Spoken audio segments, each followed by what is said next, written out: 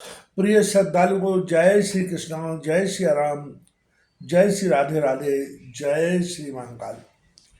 इस प्रवचन में आपको श्रवण कराएंगे ऋग्वेद की शाखाओं के विस्तार का वर्णन।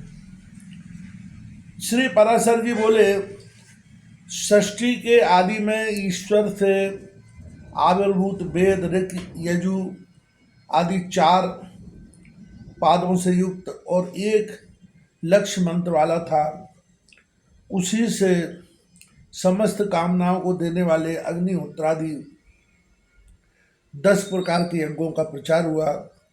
तदनंतर 28वें द्वापर युग में मेरे पुत्र कृष्ण द्वैपायन ने इस चतुष्पाद युक्त एक ही वेद के 4 भाग किए। परम बुद्धिमान वेद व्यास ने जिनका जिस प्रकार विभाग किया है, ठीक उसी प्रकार अन्य वेद व्यासों ने तथा मैंने भी पहले किया था। अतः हे द्विज, समस्त चतुर्युगी में इन्हें शाखा भेदों से वेद का पाठ होता है, ऐसा जानो। भगवान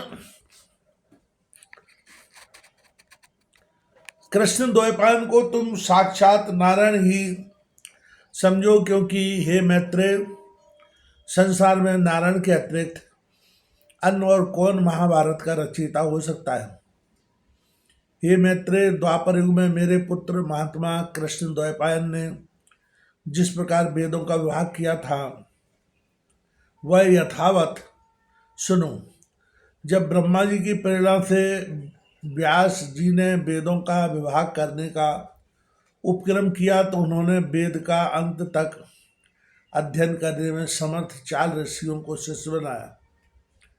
उनमें से उन महामुनि ने पैल को ऋग्वेद, वैशंपायन को यजुर्वेद और जैमिनी को सामवेद पढ़ाया तथा उन मतिमान व्यास जी का सुमंतु नामक शिष्य अथर्ववेद का ज्ञाता हुआ।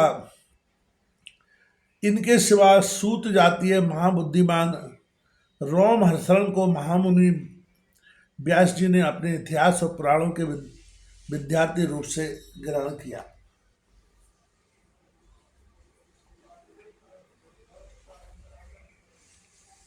पूर्व काल में यजुर्वेद एक ही था, उसके उन्होंने 4 विभाग किए। अतः उसमें चातुर्होत्र की उत्पत्ति हुई और इस चातुर्होत्र विधि से ही उन्होंने यज्ञानुष्ठान की व्यवस्था की। व्यास जी ने यजु से, अर्धवर्यु से, ऋक् से, होता के, साम से, उद्गाता के तथा अथर्ववेद के ब्रह्मा के कर्म की स्थापना की। तदनंतर उन्होंने ऋक् तथा यजु श्रुतियों का उद्धार करके ऋग वेद एवं यजुर्वेद और साम श्रुतियों से सामवेद की रचना की। हे मैत्रेय, अथर्ववेद के द्वारा भगवान व्यास जी ने संपूर्ण राजकर्म और ब्रह्मत्व की यथावत व्यवस्था की। इस प्रकार व्यास जी ने वेद रूप एक वृक्ष के 4 विभाग कर दिए। फिर विभक्त हुए उन चारों से वेद रूपी वृक्षों का वन उत्पन्न हुआ। हे विप्र, पहले पैल ने ऋग्वेद रूप वृक्ष के 2 विभाग किए और फिर उन दोनों शाखाओं को अपने शिष्य इंद्र, प्रमिति और बालकल को पढ़ाया। फिर बासकल ने भी अपनी शाखा के 4 भाग किए और उन्हें बोध तथा अपने शिष्य को दिया। हे मुने, बासकल की शाखा की उन 4 प्रति शाखाओं को उनके शिष्य बोध,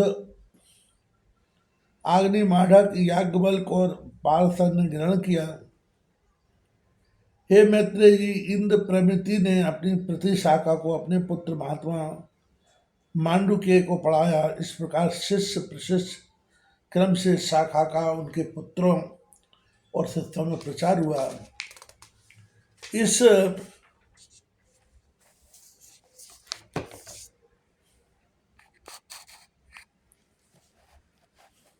शिष्य परंपरा से ही शाकल वेदमित्र ने उस संहिता को पढ़ा और उनकी 5 अनुशाखाओं में विभक्त कर अपने 5 शिष्यों को पढ़ाया। उसके जो 5 शिष्य थे उनके नाम सुनो हे मैत्रेय। वे मुद्गल, गौमुख, वात्स और शाल्य तथा 5वें महामती शरीर थे।